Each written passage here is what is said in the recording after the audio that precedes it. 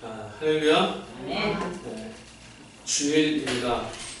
주일은 우리에게 주어진 모든 시간이 주님의 것이지만 세상에 살던 우리에게 하나님의 은총과 손이 우리를 돕고 있고 붙잡고 있고 우리가 하나님 안에 있음을 기억하게 하는 가장 복되고 안전하고 위로가 되고 평안이 되는 날입니다. 여러분 오늘 예배 자리에서 하나님의 도우심, 하나님의 손, 하나님의 구원 느끼고 경험하고 누릴 수 있기를 소망합니다. 우리 지금 그리스도인, 하나님의 백성 되는 예수님의 사람인데 그리스도인이 되면 도대체 우리는 어떤 것들을 누리고 살게 되는가 같이 공부해가고 있습니다. 지난주에 제가 그런 말씀 드렸어요. 그리스도인이 된다는 건 젖된 아이, 기억나세요? 어린 유아기와 젖된 아이와 같이 되는 것. 젖된 아이는 엄마와 관계가 형성돼서 그 관계 때문에 그를 신뢰하고 그 안에서 평안을 누리는 그러니까 젖된 아이와 같다고 얘기했어요. 오늘은 하나님의 자녀가 되는 것, 그 젖된 아이와 같은 하나님과의 관계가 아버지와 자녀의 관계가 된 우리 안에 그런 특권, 놀랍고도 아름다운 그 일들을 우리가 어떻게 누릴 수 있는가, 그것들을 어떻게 경험하고 하나님에 대한 기쁨이 무엇인지 어떻게 알 수 있는가를 한번 알아보려고 합니다. 여러분 어제도 지난주도 얘기했고 지금도 말씀드렸지만 그리스도인은요, 시편 114편 말씀에 나오는 것처럼 엄마 품에 안겨있는 젖된 아이와 같은 상황이에요. 주님이 우리를 감싸 안으시고 우리를 당신의 그 풍요와 당신의 평강과 당신의 생명 안에 우리를 보호하고 계세요. 여러분 그렇다면 우리가 이미 어머니 품에 안겨서 있는 아이와 같다면 이제 그 품에 안겨서 무엇을 알아가고 배우게 될 것이냐? 그건 뭐겠어요? 제일 먼저 어머니가 누구냐? 아버지가 어떤 분이냐? 뭐 하는 분이시냐? 우리 이걸 배워야죠. 그렇죠? 아이가 배우는 건 그런 거 아니겠어요? 여러분 자녀로서 누리는 가장 큰 특권 중에 하나가 바로 부모를 알아가는 거예요. 남이라고 생각되는 것이 아니라 내게 있어 가장 소중하고 세상이 다 나를 버리고 등 돌려도 나를 붙잡고 함께 해줄, 내 편이 되어줄 그 존재, 그가 바로 나의 아버지 어머니라는 걸 배워가는 거예요. 여러분 우리는 하나님이 우리의 아버지 되심을 배워가야 합니다. 그래 하나님을 배워가고 알아갈수록 하나님을 아는 기쁨이 우리 안에 넘치고 우리가 믿음의 걸음을 걸어감에 있어서도 하나님이 누구이신지를 아는 것이 우리 믿음을 지탱해 주는 거예요. 하나님은 신실하십니다. 하나님은 전능하십니다. 하나님은 우리를 떠나지 않는 분이십니다. 우리를 무조건 용납하시고 사랑하시는 분이다 라고 하는 그 성품을 우리가 알아야만 어떤 상황에 있어도 주님은 나를 붙잡아주셔, 주님은 오늘 이 상황에서 나를 도우실 거야 믿을 수 있는 거거든요. 여러분 이 하나님 우리가 어떻게 할 수 있느냐? 여러분 하나님 어떻게 하실 수 있어요? 가만히 있으면 어느 날 갑자기 하나님이 이런 분이야 우리 알게 되나요? 그런 경우를 보게 되죠. 굉장히 위험합니다. 보통 세상을 시끄럽게 하시는 분들이 어떤 분들이냐면 이런 분들이에요. 어느 날 기도하는데 기도 중에 환상을 보았고 하나님을 만났는데 하나님이 천사가 날 찾아와서 특별히 계시를 주고 나에게 어디 가서 땅을 파보면 뭐가 있을 것이다 열어봤더니 그 땅 속에서 무슨 책이 하나 나왔는데 이 책 안에 하늘의 비밀이 담겨있더라. 이런 사람도 있어요. 이게 소위 말하는 이단들이죠. 어느 날 기도를 했는데 흰 옷을 누군가 나타나서 나에게 너에게 모든 비밀을 다 가르치겠노라 말했다고 해서 난 알게 되었다 이런 분도 있어요. 큰일 납니다. 우리는 하나님을 그렇게 아는 게 아니에요. 생각해 보세요. 우리 아버지 어머니가 어떤 분이신지를 누군가의 이야기를 통해서 우리가 배우는 게 아니잖아요. 내가 보고, 내가 듣고, 내가 만지고, 내가 함께함으로 우리 부모가 누군지 아는 거잖아요. 하나님을 아는 방법은 딱 하나입니다. 뭐냐면 하나님이 자신을 우리에게 보여주시는 방법으로만 우리는 알 수 있어요. 그걸 어려운 말로 계시라고 해요. 계시. 하나님 스스로가 우리에게 자신을 드러내주시고 가르쳐 주셔야만 알 수 있는데 하나님은 모든 인류의 주인이세요. 어떤 사람에게만 속해 있는 분이 아니고 어떤 민족에게만 속해 있는 분이 아니시고 우리 모든 이 땅의 모든 사람들과 민족과 역사와 열방 가운데 주인이세요. 그래서 하나님은 모든 사람들에게 동일하게 자신 누구신지를 똑같이 보여주세요. 그게 일반 계시죠. 하나님께서 우리 가운데 찾아오셔서 자신을 보여주시고 나타나시고 하는 것들을 배움으로 하나님은 어떤 분이신지를 알고 이제 그 하나님을 우리가 믿게 되는 거예요. 그럼 하나님을 어떻게 스스로를 우리에게 보여주셨느냐? 오늘 우리가 하나님을 아는 방법은 딱 하나입니다. 여러분 예수님을 통해서 하나님을 믿지만 지금 예수님 우리 눈에 보이지 않으세요? 그죠? 보이세요? 그럼 좀 문제가 생기는데? 예수님 보이지 않아요. 그죠? 우리는 예수님을 통해서 하나님을 믿지만 보이지 않는 예수님, 보이지 않는 하나님을 아는 길이 있어요. 뭐냐? 바로 우리에게 주어진 이 말씀입니다. 하나님의 말씀이라고 합니다. 우리 이것을 우병우 목사의 이야기, 어떤 사람의 이야기 이게 아니라 하나님의 말씀으로 듣고 있어요. 즉 하나님이 스스로를 나는 이런 존재야, 나는 너희에게 이런 존재야 라고 가르쳐 주신 게 바로 이 성경이라는 거예요. 그래서 우리는 성경을 통해서만 하나님이 어떠신 분인지, 또 하나님이 우리를 얼마나 사랑하시는지, 하나님이 우리가 어떻게 살아가기를 원하시는지를 알 수 있어요. 성경을 펴지 않고 나 어떻게 살 것이냐, 성경을 펴지 않고 하나님 나에게 무엇을 원하시냐, 성경을 펴지 않고 하나님이 내게 갖고 있는 뜻이 무엇이냐 알 수 없습니다. 없어요.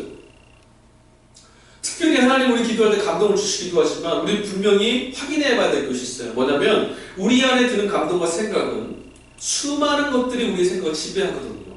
첫 번째 나의 생각도 있고요, 주변에 들려오는 이야기들도 있고, 정말 하나님의 말씀도 있어요. 문제는 우리가 잘 구분을 못한다는 거예요. 그런 걸 어려운 말로 분별이라고 하죠. 정말 하나님의 말씀, 하나님의 뜻은 무엇일까? 여러분 무엇으로 알 수 있어요? 수많은 생각이 들어요. 이런 기도하시다 보면 이런 마음이 들어, 이런 감동이 들어, 이러실 때 있잖아요. 그때 이게 하나님의 말씀일지 하나님의 뜻인지 여러분 어떻게 하실 수 있어요? 그 내용을 보고 성경의 말씀 속에서 하나님이 하시는 말씀과 하나님의 뜻을 기준 삼아 그 뜻을, 그 꿈을, 그 계시를 해석하는 거예요. 하나님의 성품이 인자하신데 야, 저 사람하고 거래 끊어, 저 사람 만나지 마, 저 사람 용서하지 마, 이런 마음 들었어요. 기도하는데 이건 하나님 주신 마음이 아니죠. 왜요? 주님 우리에게 사랑하되 용서하되 끝까지 용서하고 끝까지 사랑을 하시거든요. 그러니까 이거는, 이 뜻은 나의 생각이거나 하나님의 사랑을 뒤집어 엎으려고 하는 악한 영의 시험일 수도 있다는 거예요. 언제나 우리 신앙인의 기준은 이 말씀, 기록된 하나님의 말씀을 통해서 기준 삼아야 돼요. 여러분 이 성경 말씀을 펴서 여러분 읽으셔야 돼요. 제가 오전에도 광고하면서 말씀드렸잖아요. 하나님의 말씀을 읽지 않으면 우리 하나님 누구인지 알 수 없어요. 우리 영이 하나님이 누구신지를 말씀을 읽을 때마다 깨달아야 돼요. 여러분 글을 읽다 보면 지능 수준에 따라서 어떤 사람은 글을 읽고도 이해가 안 되는 사람도 있어요. 그죠? 근데 여러분 이 성경은요 참 신기합니다. 이 성경은 하나님의 영으로, 하나님의 감동으로 된 책이거든요. 그래서 지식의 수준과 상관없어요. 글만 읽을 수 있으면 성경을 읽을 수 있습니다. 그리고 읽기 시작하면 놀라운 일이 벌어져요. 뭐냐면 우리가 글을 읽은 것뿐이고 아무 생각 없이 읽었는데도 우리의 영혼과 우리의 삶이 변화되는 일들이 생겨요. 왜? 이 안에 생명의 주관자이신 하나님의 말씀이 거기 들어있거든요. 그러니까 이 책을 읽어서 읽으면 하나님의 감동이 우리가 밀려오는 거예요. 아까 우리 찬양했잖아요. 우리의 근심과 걱정과 염려가 시름도 많은데 하나님을 높여드리고 찬양했더니 우리 영혼에 막 평안해지고 자유가 생겨요. 성경에 이미 기록되어 있어요. 여호와를 찬양하고 성축하는 우리의 힘이라고 기록되어 있어요. 원수와 악령을 쫓아낼 수 있는 권세가 찬양 안에 있다고 담겨 있다는 거죠. 그러니 말씀대로 되는 거예요. 여러분 하나님의 자녀로서 하나님을 알아간다면 너무나 중요한 일입니다. 여러분 그럼 이제 질문 하나 해볼게요. 하나님의 자녀로 하나님을 알아가는 것은 짐이 됩니까? 아니면 기쁨이 됩니까? 기쁨이 돼야죠. 네. 그렇죠? 네, 잘하시네요. 그런데 왜 성경을 안 읽으세요? 하나님의 자녀가 성경을 해서 읽을 때마다 뭘 알아가는 거냐면 나 이래도 겠어, 나 이래도 겠어, 이게 아니라 내가 하나님을, 내 아버지를 더 잘 알게 됐어. 그거거든요. 이거는요 우리에게 큰 축복입니다. 생각해보세요. 아버지가 자녀를, 나를 어떻게 생각하실지 잘 알지 못한다면 이건 비극이에요.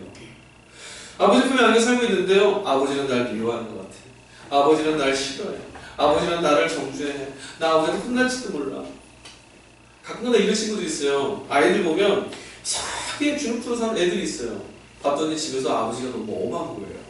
좀만 저기 해가지고 잘해봤는데 그것밖에 못했어? 아니고. 그럼 애가 자존감이 확 떨어지죠. 그죠? 그러면서 말해요. 우리 아버지 날 싫어하게 분명해. 제가 예전에 몇 번 말씀드렸잖아요. 제가 뭐라고요? 저는 어떻게 이 세상에 태어났다고요? 주소와서 태어났어요. 그렇게 알고 있었던 거죠. 그런데 얼마나 비참해요. 제가 그 이야기를 들은 날 얼마나 고심했었는지 말씀드렸잖아요. 그렇죠? 주님이 누구신지, 하나님이 누구신지를 잘 모르면 하나님 안에 있는 은혜와 은총을 누릴 수가 수가 없어요. 이건 불행이에요. 근데 여러분 하나님을 알면 우리 안에 하나님이 베푸시는 은혜가 우리 안에 막 새겨져요. 그런 기쁨이 넘치는 거죠. 그러니까 자녀가 하나님을 알아간다는 건 복이에요. 복. 예, 마땅한 복입니다. 근데 여러분 사람들은 하나님을 인격적으로 바로 알아가기 이전에 하나님에 대한 선입견을 가지고 있어요. 여러분 제가 아마 여기다가 종이를 한 장씩 나눠드리고 여러분이 생각하는 하나님에 대한 이미지를 종이에다 써보세요 하면 여러분이 쓰는 단어가 다 다를 거예요.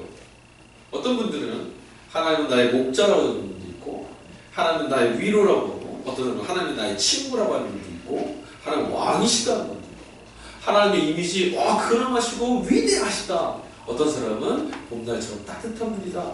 어떤 사람은 하나님 무서우시다. 다 하나님의 속성이에요. 그래서 여러분 어느 하나만의 성격을 갖고 계시는 게 아니거든요. 근데 우리는 선입견이 있어서 하나님은 무서워. 그게 무서워. 말씀 안 들으면 죽을지도 몰라. 하나님이 말씀대로 안 살면 벼락도 때리시고 그냥 가다가 발이 부러질 수도 있어요. 근데 여러분 진짜 우리 이렇게 믿어요. 이렇게 믿어요. 뭐만 일이 좀 잘 안 된 것 같다. 내 뜻대로 안 되는 것 같으면 하나님 날 쳤어. 하나님 왜 쳐요? 치면 죽어요. 하나님에 대한 이미지가 우리는 왜곡된 게 참 많아요. 그런 왜곡된 이미지는 우리 육신의 울타리 때문에 온 게 많죠. 그런 아이들이 있어요. 제가 예전에 청소년 사역을 할 때 청소년부 안에서 그런 아이가 있었어요. 뭐 이야기를 하고 말씀을 나누고 하나님의 부활, 하나님의 예수님이 어떤 분이시다 발견 다 꿀떡꿀떡같이 받아먹고 아멘 아멘 했던 아이인데 하나님 아버지에 대한 이야기하고 하나님 아버지는 너무 좋은 분이야 하면 표정이 너무 냉담해지는 친구가 있었어요. 그 친구는 가정에서 폭력당한 아이였어요. 아버지가 진짜 아빠가 아니에요. 그러니까 이 아이는 하나님의 풍성하신 가운데 아버지가 되시는 자비하심을 모르는 거예요. 왜곡된 거죠. 근데 여러분 그런 모습 속에 있을 때 우리는 뭘 생각해야 되냐면 하나님 아버지라고? 아버지 딱 이런데 하나님인데 이런 분이야가 아니라 세상의 아비는 세상의 어미는 세상의 왕은 세상의 목자는 이렇지만 하나님은 온전한 아버지를 보여주시고 하나님은 부모는 이런 존재야를 알게 해주시고 목자는 양을 위해서 목숨을 버리는 자야 가르쳐 주시는 거예요. 그래서 우리가 하나님 보면서 왜곡된 모습을 회복해 가야 되는 거죠. 그래서 우리 안에 왜곡되어 있는 하나님의 모습을 회복하려면 방법은 하나예요. 하나님이 어떤 분인지 잘 알아야 되는 거죠. 그걸 알아야 하나님 안에 있는 축복을 우리가 누리고 얻을 수 있게 되는 거 아니겠어요? 그러니 우리가 성경을 통해서 하나님을 배우고 하나님을 알아가는 것 복된 우리의 삶을 위해서 너무나 중요한 거예요. 여러분 보세요. 전능자이신 하나님 우리가 모르게 되면 우리가 위태하고 우리가 벽에 부딪혔을 때 누구에게 구할 수 있겠어요? 없죠. 그러나 하나님은 전능하심을 알기에 절망의 자리에서도 우리는 기댈 수 있는 반석이 있잖아요. 그렇죠? 용사이신 하나님, 싸움을 이기신 하나님, 승리하신 하나님으로 알고 있기에 패망하는 자리 같았어도 그곳에서 이걸 역전시켜서 이기게 하신 하나님을 우리 외칠 수 있다는 거예요. 그래 얼마나 복된 겁니까? 복을 누려야 되는 거죠.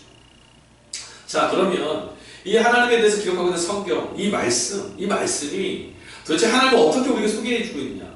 이 성경은 무엇을 담아내고 있느냐? 하나님이 어떤 분이신지를 어떤 이야기를 통해서 담아내고 있느냐? 이걸 한번 살펴보자고요. 오늘 우리가 히브리서 14장 말씀 읽었는데요. 히브리서 1장 한번 가볼까요? 지금 우리가 4절 읽었잖아요. 1장을 한번 볼게요. 히브리서 1장 1절 2절 한번 읽어보겠습니다. 자, 신약성경 히브리서 1장 1절과 2절 읽어보겠습니다. 시작. 옛적에 선지자들을 통하여 여러 부분과 여러 모양으로 우리 조상들에게 말씀하신 하나님이 이 모든 날 마지막에는 이들을 통하여 말씀하셨으니 이 아들을 만유의 상속자로 세우시고 또 그로 말미암아 모든 세계를 지으셨느니라. 아멘. 여러분 하나님을 우리가 잘 모르면 하나님을 오해하게 되고요. 하나님을 오해하게 되면 하나님이 우리에게 주시는 은혜를 누릴 수가 없습니다. 하나님 우리에게 아버지가 되셔서 주시는 놀랍고 풍성한 것들을 우리가 주시는데도 이거 나에게 해로운 거야. 저분이 나에게 좋은 거 안 주시는 분이야. 받아들이지 못하게 되는 불행한 자리에 설 수 있다는 거예요. 하나님을 잘 아는 것이 너무나 필요한데 오늘 히브리서 말씀 보니까 하나님이 자신을 우리에게 어떻게 말씀하셨냐면 1절 말씀 보니까 옛날 선지자를 통해서 여러 부분과 여러 모양으로 우리 조상들에게 말씀하신 하나님. 그러니까 하나님은 끊임없이 우리에게 자신을 이야기해주고 가르쳐주시기를 원하세요. 하나님은 끊임없이 우리가 하나님을 잘 알기를 원하세요. 하나님을 잘 알아서 뭐예요? 이 땅의 모든 어두움, 이 땅의 모든 절망에, 이 죽음의 땅에서 하나님의 자녀로 살도록 하기 위해서, 하나님의 능력을 가지고 살기를 원해서 하나님 잘 알기를 원하신다는 말이에요. 하나님은 우리에게 계속해서 말씀해 오시는 분이세요. 어떤 방식으로든 우리가 알게 하시기 위해서 구약의 역사로부터 신약에 이르기까지, 오늘에 이르기까지 하나님 끊임없이 우리에게 다가와서 말씀하십니다. 문제는 말씀하신 하나님의 음성을 잘 안 들으려고 한다는 문제가 있어요. 오늘도 말씀해 보니까 마지막에는 누구를 통해서 하나님 스스로를 말씀하셨어요? 아들을 통해서. 하나님이요, 당신의 뜻을 우리에게 끊임없이 말씀해 주셨어요. 그런데 하나님의 말씀과 뜻을, 하나님이 어떤 분이신지를 인간은 끊임없이 오해합니다. 하나님이 이런 분이야. 아니야, 그럴 리가 없어. 하나님 필요 없어까지 갔어요. 그래서 하나님을 버렸죠. 하나님 끊임없이 우리에게 자신을 가르쳐 주시려고 선지자도 보내셨고, 말씀도 하시고, 역사와 사건들을 통해서도 끊임없이 말씀하셨어요. 바벨론의 포로로 이들이 무너져서 끌려갔죠. 여러분은 그걸 어떻게 보십니까? 그럼 저는 그 역사의 해석을 이렇게 봐요. 하나님이 그때도 말씀하셨다.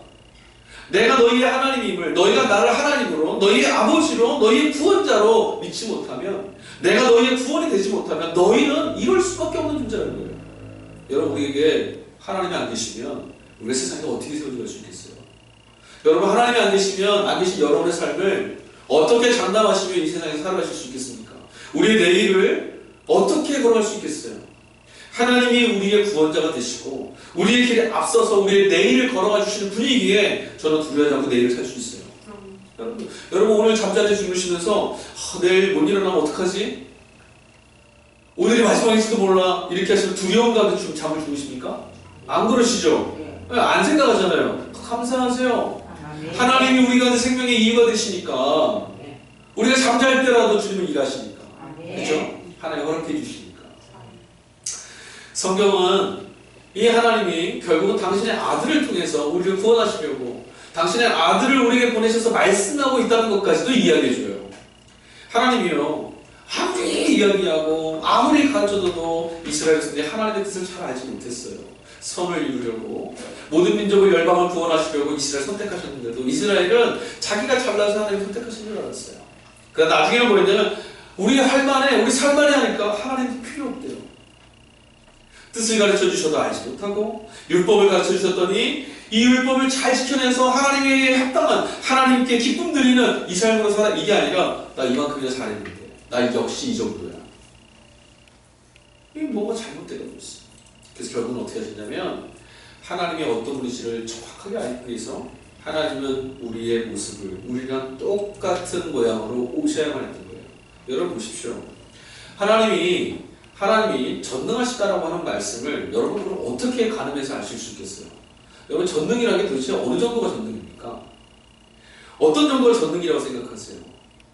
물을 걷는 것? 뭐 지구를 막 돌게 하는 것? 이런 것들? 예수님이 이 땅에 오셔서 하나님 안에는 놀라운 능력, 그의 전능성이 무엇인지 우리에게 보여주셨어요. 죽음도, 질병도, 세상의 권세도 하나님의 역사 가운데 가로막을 수 없음을 예수님이 보여주셨죠. 그래서 우리는 하나님의 전능이라면 이런 거구나 알 수 있어요. 여러분, 하나님의 사랑이십니다. 그럼 하나님의 사랑은 어떤 사랑일까요? 자기야 사랑해, 이 정도 사랑일까요? 뭐 요즘에는 자기야 사랑해도 믿지 못하겠어요. 등도 이면 나보다 못해가지고. 하나님의 사랑은 도대체 얼마나 큰 사랑일까요? 우리 예수님을 통해서 하나님이 나를 사랑하셔서 정말 끔찍한 사랑이구나 알 수 있어요. 자기의 모든 걸 내어줘 자기 아들을 십자가를 향해서도 걸어가면서도 죽음을 향해 걸어가면서도 피하지 않는, 그게 어떻게 가능하겠습니까? 여러분 자녀를 위해서 대신 죽으러 가는 어미가 있다 생각해 보십시오. 여러분들이 자녀의 그 무고한 죄를 입증하기 위해서 대신 내가 죽겠노라고 사형장을 해서 걸어가고 있다 생각해 보세요. 다른 사람이면 그 길을 갈 수 있을까요? 못 가죠. 하나님이 나를 살리려고 피하지 않고 모든 죽음을 끌어안으실 만큼 나를 사랑하시는구나. 예수님을 통해서 알게 되는 거예요. 그러니까 예수 그리스도를 통해서 하나님은 이제 마지막 방법인 거죠. 예수 그리스도를 통해서 하나님 자신이 어떤 분이고 우리에게 그분은 어떤 분이시며 오늘 우리가 어떻게 하기를 원하시는지를 보여주셨어요. 그렇게 2000년에 오신 거죠. 그리고 오신 그 예수 그리스도에 대한 이야기가 담겨있는 게 또 성경이죠. 그래서 우리는 성경을 통해 예수님이 누구이신지를 먼저 볼 거예요. 이 성경을 통해서 아, 예수님은 이런 분이시구나. 그래서 예수님을 보고 나면 우리는 누구를 알 수 있냐면 하나님이 어떤 분인지를 알게 돼요. 예수님이 말씀하셨던 야, 이 땅이 아닌 하나님의 나라 천국이 어떤 곳인지도 성경을 통해서 알게 되는 거예요. 아, 하나님이 이런 분이시라면 적어도 이 세상하고 같지 않을 거야. 그 나라는 우리 알게 되는 거죠. 여러분, 부활하면 부활의 생명이 어떤 걸까요? 부활에서 예수님 성경에 기록되어 있는 부활한 사람은 어떤 생명일까요? 우리는 아무도 몰라요. 이 몸을 입고 다시 태어난다고? 아예 그건 부활이 아니에요. 다시 썩고 죽을 텐데요. 그런 몸이 아니죠. 뭔지는 모르겠지만 죽은 자가 다시 살아나는 부활이기 때문에 그 예수님 보여주셨어요. 놀라운 거죠. 하나님을 통해서 하나님이 예수님을 통해서 당신이 누구인지 가르쳐주시고 그것을 우리는 성경을 통해 알게 된다는 거예요. 자, 그러면 성경 안에 무엇이 담겨있는지 한번 봅시다. 성경에는 여러 가지 작은 책들이 다 모여서 하나의 큰 책이 됐어요. 그쵸, 여러분? 성경은 한 권이지만 성경은 크게 두 권으로도 나뉘고 두 권의 책 속에 66개의 다른 책들이 또 들어있어요. 그리고 우리 뭐 다 알고 구약과 신약을 66권의 다른 책들이 하나씩 들어있죠. 여러분, 성경책 읽으시면 올해 내가 성경을 1회 독해봐야지 어디서부터 읽으세요? 창세기부터 읽으시죠. 그래서 어떻게 읽어나가시냐면 창세기 딱 끝나면 안 읽게 되죠. 안 읽어요. 1회도 끝나면 창세기 1회도 조금 더 갖다 씁시다. 창세기 끝나면 더 읽어요. 어떻게 읽으세요? 출애굽기.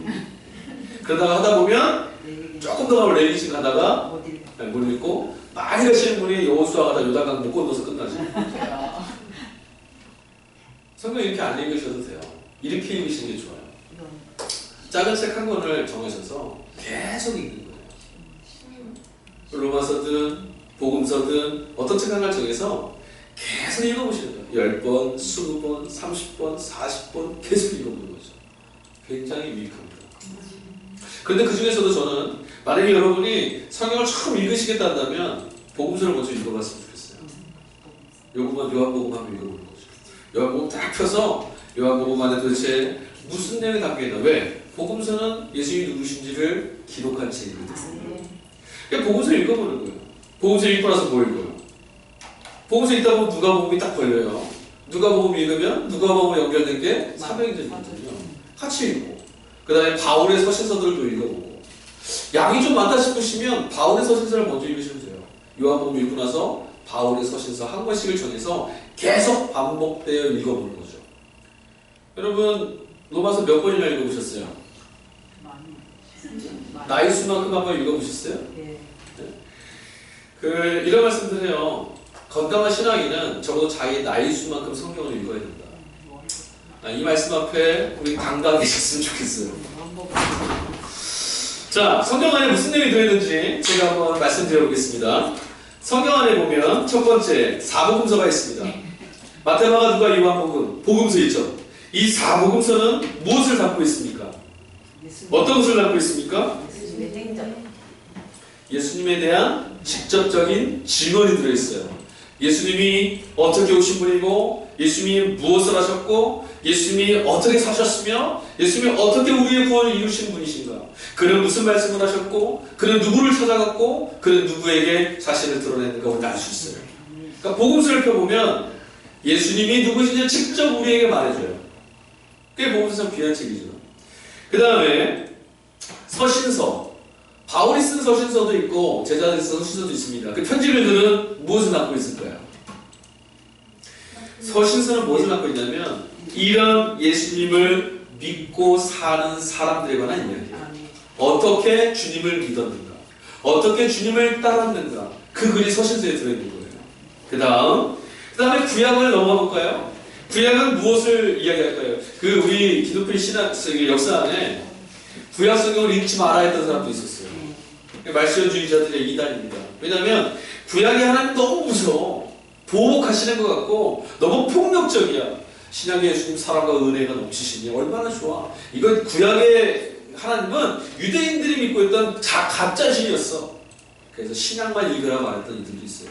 그렇지 않습니다. 그렇지 않아요. 구약은 이런 거예요. 이스라엘 역사 가운데 하나님이 찾아오셔서 하나님이 어떻게 사람들에게 찾아오셔서 역사하시고 개입하시고 일하시는 분인지, 하나님이 나라와 민족과 열방을 위해서 무엇 하시는 분인지를 구약은 이야기해줘요. 구약 성경을 읽으면 하나님께서 우리의 역사 속에 같이 참여해 주시고 이스라엘의 걸음걸음마다 함께해 주셨다는 것을 알 수 있고, 공적인 신앙, 그러니까 나 한 사람에게만 주어진 어떤 믿음의 자리가 아니라 우리 모두를 구원하시는 하나님의 뜻을 발견할 수 있게 돼요. 구약은 오실 메시아인 예수님이 왜 우리의 구원이 되실 수밖에 없는지를 알게 해주는 책이에요. 그러니까 이 구약은 너무너무 중요해요. 신약만 읽어서는 예수님을 통해서 하나님을 온전히 알 수 없어요. 구약을 읽어야 예수님이 주목하고 계시고 지도하시는 예수님이 걸어가시는 행적이 도대체 무엇을 향해서 저렇게 하셨나, 왜 저렇게 행하실 수 있었는가 알 수 있게 돼요. 그러니까 구약 말씀도 읽게 되는 거죠. 구약은 이 땅의 모든 인류가 기대하고 기다렸던 하나님 누구신지에 대한 이야기 담겨 있어요. 우리가 기대하는 내용들, 우리가 기대하고 소망하는 내용들이 그 안에 담겨 있다고요. 근데 그 이스라엘이 몰랐죠. 그 다음에 나오는 책들이 이제 예언서나 계시록 같은 말씀입니다. 그건 뭡니까? 다시 오실 예수님에 관한 말씀이 들어있어요. 구약의 예언서도 마찬가지입니다. 우리 안에 다시 오실 예수님께서 이루실 나라들이 예언서에 담겨 있어요. 그러니까 이 성경책들을 읽을 때마다 우리는 무엇을 결국 발견하게 되냐면 그리스도, 즉 구원자이신 예수님을 알게 되고 그 예수님을 통해서 하나님을 알 수 있게 돼요. 그러니까 최종적인 목적은 우리는 하나님을 알아가는 것이에요. 그러니까 성경을 읽으면서 하나님을 배워야 되고, 성경을 읽음으로 하나님이 어떠신 분인지 더 선명해져야 되는 거죠. 신약은 예수 그리스도를 계시하셨던 하나님이 우리 가운데 직접 찾아와 주셨다는 것을 경험하게 하는 책이 바로 신약인 거예요. 여러분, 우리 믿음 생활할 때도 이런 믿음이 있어요. 내가 믿고 싶은 거대로 믿고 내가 알고 있는 대로만 믿으려고 하는 사람들이 있어요. 여러분, 이 신앙은 건강하지 않습니다. 우리가 믿는 말은 무엇이죠? 성경이 계시하고 기록하고 가르쳐 주신 하나님을 믿는 거예요. 복음서가 증언하고 있는 우리 역사 가운데 찾아오셔서 우리를 구원하시는 예수님을 믿는 거죠. 이거 너무 중요해요. 목사님, 저는 성경에 말씀하시는 하나님을 믿고 있어요. 아니, 우리 안 그럴 때도 많아요. 실제로는요, 성경의 내용을 잘 몰라서 제대로 꼼꼼하게 읽지 않고 그럴 것이다라고 믿는 것들도 많아요. 질문해 볼까요? 예수님이 십자가에 돌아가실 때 왼편과 오른편에 죄수 2명이 같이 매달렸습니다. 근데 두 사람이 성품이 완전히 다른 사람이었어요. 한 사람은 십자가에서 예수님을 보며 조롱합니다. 너 유대인의 왕이라며, 하나님의 아들이라며, 너는 나랑 똑같네. 조롱하고 침댔습니다. 다른 한 사람이 뭐라 말했냐면, 야, 우리는 우리 죄 때문에 여기 매달려 죽지만 저분은 죄가 없어. 그래서 주님한테 말하죠. 주님, 나를 불쌍히 여겨주고 구원하십시오. 아멘. 그래서 예수님께서 말씀하셨죠. 네가 오늘 나와 함께 나무에 있을 거다. 아멘. 주님의 위에서 마지막 생애 순간에 구원받은 자가 있었어요. 자, 질문입니다. 주님에 의해서 마지막에 구원받은 강도는 주님의 오른편에 있었습니까? 왼편에 있었습니까? 우편 강도입니까? 왼편 강도입니까? 헷갈리시죠? 우편 강도라고요? 그런 말은 없습니다. 한편 강도라고 되어 있습니다. 또 다른 한 사람. 근데 우리는 그냥 습관적으로 오른쪽에 있는 게 선한 거예요. 잘못 알고 있는 게 참 많아요. 뭐 수두룩합니다. 우리 교회 역사에도 마찬가지 그런 게 많아요. 예전에 저희 그 동료교회 어떤 어른이 한번 찾아오셨어요. 방문하셨었는데 몇 주간 이렇게 오시다가 결국 이제 가셨어요. 근데 저한테 마지막에 저랑 이제 목욕실 가서 상담을 하시는데 저를 막 이제 훈계하시더라고요. 그래서 말씀을 하시는 거예요. 그래서 뭐라 하셨냐면, 제가 이번 주에 안 입은 그 세탁소 안 찾아서 그 로마드 칼라 크로스 셔츠라고 해서 목사님 하얀 띠 들어있는 옷 있잖아요. 그 셔츠를 입고 있거든요. 요즘에는 그 띠 있는 거 말고 간편하게 입고 있는데, 목사님 그거 입으시면 안 된다고. 그러시면 안 되는데 왜 그걸 입고 있냐 그러시더라고요. 왜요? 그랬더니 그거 천주교 사제들이 입는 옷이라고. 어떻게 목사가 그런 걸 입고 있냐고 그러시고 가셨어요. 안 오셨어요. 여러분, 그 로만 컬러는 천주교 사제들이 입는 옷인가요? 아니. 맞아요. 천주교 사제들도 입고 있어요. 근데 교회 전통상 컬러 티셔츠는 말 그대로 사제들이 입는 옷, 그 속에 계시는 청교도들이 목사들이 입는 옷이었어요. 그게 못쳐 들어간 거예요. 그러니까 잘못도 왜곡된 거죠. 잘못된 지식이 정말 많아요. 오늘 우리 보면 제가 오늘 아침에도 예배 준비하기 전에 뭐가 좀 이상해 막 그랬어요. 낯설은 것이 좀 있었어요. 좀 오늘 낯설지 않으시던가요? 넥타이. 아유, 예, 바뀌었어요. 넥타이. 아주 감사합니다. 아주 세시 마시네. 단도 좀 바뀌지 않았어요? 뭔가 옷이 홀라당 벗겨진 것 같이. 그죠? 맨날 이 스토를 이렇게 걸어놨었는데, 배너를 걸어놨을 때 배너가 없어졌습니다. 이게 지난번 성찬하고 이제 제일수요일날 원래는 검은색을 깔아야 되는데 검은색이 없어서 다 스토 빼버렸죠. 그랬더니 보신 분들이 나무에 십자가가 너무 예쁜데 얘기하시면서 그러면 치지 말아야겠다 하고 나서 이 뺐던 절기를 상징하는 색깔을 빼고 나니까 무슨 절기 붙였는지 모르잖아요. 그 사순절 절기 색깔은 보라색이거든요. 제가 보라색을 다른 곳에 표시를 해놨습니다. 저기 있죠. 여기도요, 교회 전통 안에 잘못된 게 참 많아요. 그래서 지난번에 우리 지방에 어떤 강사님이 오셔서 말씀하시는 거 듣고 끝나고 나서 이분께 한번 항의를 해야지 했었는데 무슨 얘기 했었냐면 이런 얘기 있었어요. 지방에서 같이 나눌 때 우리 목사님들 되게 그때 이거 어떡하지 했었거든요. 그 집회가 열렸던 교회에 저희가 똑같은 십자가 이렇게 기둥에 하나 서있고 이게 스톨이 걸려 있었어요. 근데 이걸 잘 보시면 여러분 이 스톨 모양이 무슨 글자 같이 보이세요? 뭐로 보이세요? M자, 영어 M자. 네.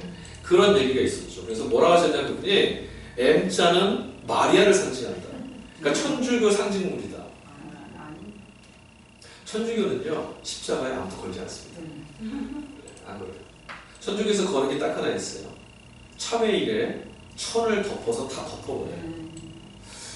원래 이 스토를 거는 거는요, 이것도 교회에서 청교도들이 먼저 시작했던 거예요. 뭐냐면 나무 십자가는 형벌의 틀이에요. 죽음의 틀이에요. 죽음의 상징물이죠. 여러분, 저 죽음의 자리에서 누가 죽으셨어요? 예수님 죽으셨어요. 저 절망의 자리에서 예수께서 죽으시니 무슨 자리가 됐어요? 부활의 증거입니다. 저 스토를 거는 이유는 저 죽음에 아무 생명력 없는 십자가에 주님이 걸리시면 생명이 살아난다는 걸 상징하는 거예요. 그래서 맨 처음에는 부활을 상징하는 하얀 스토를 만들었어요. 그러다가 절기를 상징하는 색깔의 스토리를 계속 건 거죠. 왜 M자냐고요? 저 십자가에다가 천을 걸기 위해서는 저 모양밖에 안 돼요. 일자로 걸 수 있을까요? 아니요. 그냥 두 개를 걸다 보니 저 모양이에요. 다른 모양 해도 상관없어요. 그러니까 이런 것들도 우리가 뭔가 생각을 하게 하면 그럴 수도 있겠잖아. 누군가 이야기가 보편적인 지식으로 퍼져가고 이렇게 믿었으면 하는 생각 들어야 되는 것 같아요. 그렇지 않아요. 우리가 믿을 건 뭐냐면 말씀, 하나님이 기록하신 우리에게 주어내주신 말씀의 기준한 사실만 믿어요. 이것 말고는 우리가 믿을 건 없어요. 여러분 세상에 믿을 사람 있나요? 없어요. 여러분 믿고 계시는 분 계세요? 없어요. 저는 믿으세요? 저도 안 믿어요. 네. 세상에 믿을 사람은 믿음의 대상이 아니에요. 사람은 사랑과 관심과 돌봄의 대상이죠. 우리 다 연약하거든요. 이 말을 자기 자신에게도 적용해야 돼요. 내가 잘 서 있다고요? 천만의 말씀입니다. 하나님의 도우시지 않고 다 부러집니다. 내가 이만큼 서 있다고요? 그런 게 어디 있습니까? 자랑할 것은 하나도 없습니다. 우린 그저 하나님께서 은혜 베푸셔서 자비로우신 주님 우리를 붙잡아 주시니까 이 모양대로 서 있는 거예요. 우리가 믿을 것은 우리를 위해서 자신의 생명을 아끼지 않는 하나님만 믿는 거예요. 예수 그리스도만 믿는 거죠. 그 예수님이 누구신지를 또 어떻게 믿어요? 여기 있다 저기 있다는 소리들을 통해 믿는 게 아니라 내 손으로 하나님이 직접 주신 편지를 펴서 하나님께서 우리에게 감동 주시는 대로 읽는 거죠. 그게 첫 번째예요. 사랑하는 이가 나에게 쓴 편지를 네가 좀 읽어서 뭐라 답했는지 해석 좀 해줘. 그러지 않잖아요. 원래 가서 편지 읽는 거죠. 제가 군대에 갔을 때 훈련소 딱 들어갔습니다. 저도 훈련소에서 편지라는 걸 받았습니다. 여인한테 온 편지였습니다. 저기 계세요. 편지를 딱 받으면 뭐 하는지 아세요? 남들이 안 보게 이렇게 해가지고 그거 별거 아닌데 그림 몇 줄인데도요 보고 또 보고 보고 또 보고 내 눈 야 대신 읽어줘. 아니야 안 그래요. 나만 봐요. 하나님의 말씀이 오늘 살아 역사하시는 하나님이 누구신지를 보여주시는 말씀이라면 여러분 이거 펴서 읽는 거죠. 그리고 이 말씀 안에 담겨있는 주님만을 표현하는 거예요. 자 오늘 아까 읽은 본문 볼까요? 4장 12절 말씀 보니까 뭐라고 말합니까? 히브리서 기자가 이렇게 말해요. 하나님의 말씀은 예리하고 날카롭다. 너무 중요한 말씀입니다. 하나님의 말씀은 살아있고 활력이 있고 예리하다. 여러분 이 말씀이 쓰여졌던 건 기원은 100년쯤 됩니다. 기원은 100년쯤에는요 오늘 우리가 생각하는 그런 칼이 없었어요. 뭉툭한 칼들입니다. 예리하고 날카롭지 않습니다. 이렇게 하면 비지도 않는 거야. 그 찔러야 돼요. 그런데 이 히브리서 기자는 뭐라 말하냐면 하나님 말씀은 아주 날카롭습니다. 하나님 말씀은 사람의 속을 꿰뚫어보고 혼과 영과 골수와 심령도 찔러 쪼갭니다. 여러분 이 말씀이 왜 중요한 줄 아세요? 우리는 성경을 읽으면서 이렇게 생각할 때가 있어요. 내가 성경을 창세기부터 계시까지 다 읽어봤어. 잘하셨습니다. 내가 하나님의 말씀을 다 읽어서 난 하나님의 말씀을 통달했어. 그렇지 않습니다. 내가 하나님의 말씀 너무 잘 알아. 아니요. 우리는 하나님의 말씀 모릅니다. 야, 저 하나님의 말씀 너무 듣기 좋지 않아? 은혜롭지 않아? 네, 그렇지 않은 거예요. 성경을 읽어봐도요. 여러분 성경 읽으면 이게 밑줄 그으시죠? 밑줄 안 그으세요? 깨끗하게. 이거 귀한 하나님 말씀이니까 깨끗하게 보존하시려고 아무도 안 칠하시나요? 그거요? 네, 그으시죠. 어디에다가 밑줄 그으십니까? 좋은 말씀. 좋은 말씀은 어딥니까? 은혜 받은 말씀. 은혜 받은 말씀? 이거 다 하나님 말씀. 그 중에서 나한테 꽂히는 말씀. 그거죠. 아멘. 아멘 아니에요. 그게 아니라서 그러는 거예요. 하나님 말씀이 우리가 읽을 때 내가 보고 내가 들어 좋은 말씀에 밑줄을 많이 긋거든요. 하나님 말씀 참 좋죠. 이거 생명의 말씀인데 다 좋죠. 근데 이 말씀을 읽을 때 이 말씀을 기억하세요. 하나님 말씀은 날카롭고 예리하다. 하나님 말씀이 혼과 영과 골수가 더 찔러 쪼갠다. 누구를요? 저 사람을요? 이 사람을요? 말씀 앞에 서 있는 말씀 있는 나를 찌르는 거예요. 하나님 말씀을 읽으면 누구를 읽으라고 이 책이 써있는지 아세요?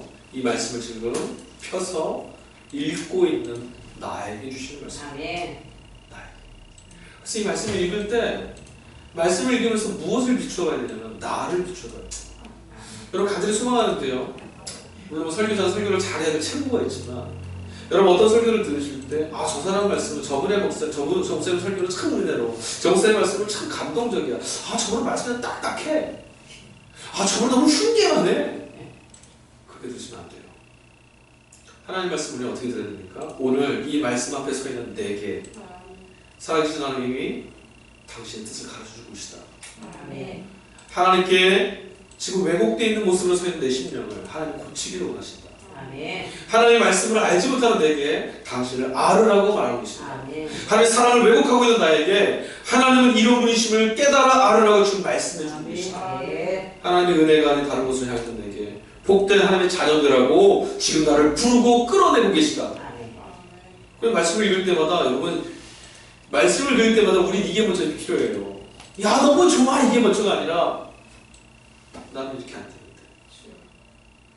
내가 이 말씀을 받을 사람이 아닌데 하나님의 이 약속을 이 은혜를 누릴 만한 사람이 아닌데 그리고 나서 찔리는 마음을 갖고 은혜 베푸신 하나님께 감사하는 말씀이 있는 거죠. 이게 필요한 거예요. 이러려면 어떻게 성경을 읽어야 됩니까? 성경은 경청하는 마음이 있어야 돼요.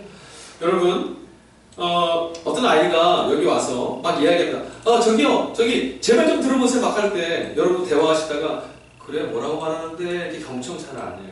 근데 제가 설교 시간에 대해서 시간이 딱 돼서 땅땅땅 하고 찬양이 시작되고 나서 제가 여러분 오늘 본문의 말씀 어디입니다. 말씀 같이 들으십시오. 이렇게 하면 여러분 그때 귀를 기울여서 들으시죠? 그게 경청이에요. 우리 귀에는 수많은 소리가 들립니다. 지나가는 소리도 있고 떠드는 소리, 하품하는 소리, 기타 등의 많은 소리가 있어요. 경청은 저 말이 나에게 무엇을 전하고 있는지를 귀담아 듣는 자세가 경청이에요. 하나님의 말씀은 귀담아 들어야 돼요. 하나님의 말씀은 내 안에 담아주기 위해서 주시는 말씀이라고 하는 믿음이 필요해요. 그냥 내가 읽는 게 아니에요. 이 책 한 페이지 중에 수많은 가지 절이 있는데 우리가 오늘 이 부분에 히브리서 4장 12절을 읽은 데는 이유가 있는 거죠. 하나님 뜻이 있는 거예요. 그걸 새겨서 오늘 이 말씀을 듣는 거죠. 하나님 내가 듣겠습니다.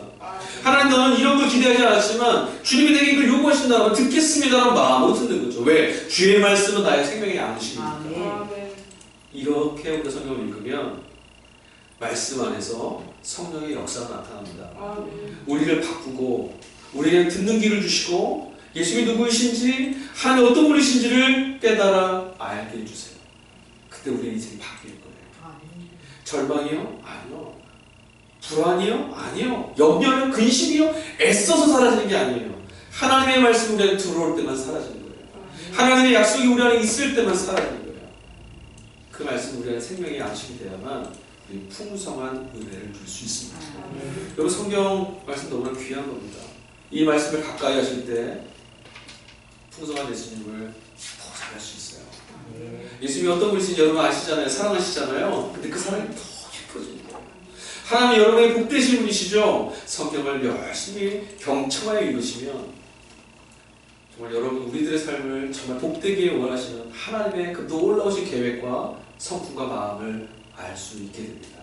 사랑하는 성도 여러분, 사순절 이제 시작됩니다. 이 사순절 우리를 위해서 죽음의 길을 걸어갔을 때 예수님을 바라봅니다. 하나님께서 그 아들 예수 그리스도 우리에게 주셨을 때 무엇을 주시려고 하셨는지 우리 이 십자가를 바라볼 때만 알 수 있죠. 근데 이 십자가는 이 예수님은 말씀을 펴서 힘든 자들에게 나타나십니다. 여러분 말씀을 이 사순절 기간에 가까이 하시고 하나님의 뜻과 하나님의 성품과 예수 그리스도의 사랑을 닮아가는 저와 여러분 될 수 있기를 소망합니다. 닮아가는 것이 의무만 되는 것이 아니라 특권이에요. 특권. 자녀의 특권. 말씀 있는 건 뭐라고요? 의무라고요? 특권이에요. 특권. 이게 말씀 읽다 보면 이게 그런 게 있어요. 저도 옛날에 제가 목사님 집에 태어났잖아요. 그죠? 근데 제가 성경 하나도 읽은 적이 없었단 말이에요. 결혼하기 전까지도. 네. 제가 다른 책들은 다 읽어봤어요. 죄송해요. 제가 예전에 그 철학책도 다 봤고요. 뭐 불교에 있는 경전도 다 본 사람이에요. 근데 성경은 끝까지 한 번도 못 봤다는 거죠. 왜 그랬을까요? 하나님의 말씀에 대한 기대감이 없었고요. 하나님이 내 가운데 살아가서 역사하신다는 것을 믿지 않았었거든요.